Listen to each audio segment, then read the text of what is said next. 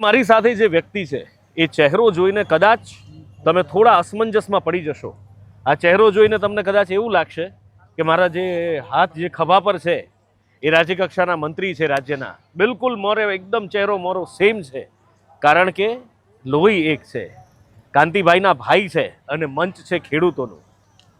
કાંતિ અમૃતિયાના સગા ભાઈ ખેડૂતોની સાથે છે, અનશન પર બેઠા છે, પાણીનું ટીપું નહીં લે, અનાજનો દાણો ગ્રહણ નહીં કરે, એની માટે એ બેઠા છે। એ ટેક એ નેમ લઈને બેઠા છે।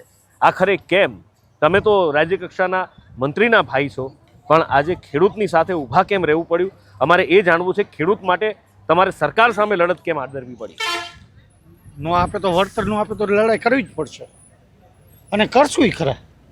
મોરે મોરો મોરે મોરો મોરે મોરો ગાંધીજીને માર્ગ હાલીને કે સરદારના માર્ગે।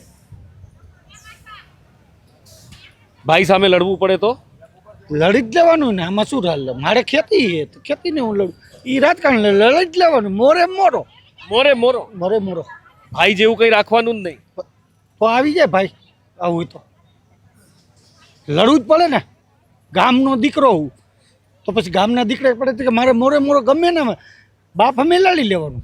હા હા હા હા, બાપ સામે લડી લેવાનું। ભાઈ જો પોલીસ મોકલે ને લાઠીઓ મરાવે તો?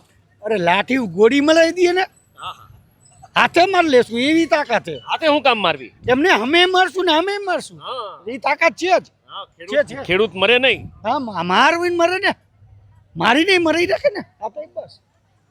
એમને આપણે વધારે કષ્ટ નથી આપતા। આમ તો એમની અંદર ઘણો બધો આક્રોશ ભરેલો છે, પણ એ ઉપવાસ ઉપર છે। અને આજે સવારથી આપણે જ્યારે ઉપવાસ શરૂ કર્યા ત્યારથી કદાચ પાણીનું એક ટીકું કાલ રાતથી પાણી પીવે છે, પણ અન્ન બિલકુલ નહીં। એટલે આપણે એમને હાજી હાજી હાજી કાલ રાતનું અમે બંધ કરી દીધું, કાલ રાતનું 12:30 થી બરાબર। પાણી સિવાય કાંઈ નહીં, પાણી સિવાય કાંઈ નહીં। એટલે એમણે ફક્ત અને ફક્ત પાણી, એના સિવાય બીજું કશું જ ગ્રહણ નથી કરી રહ્યા।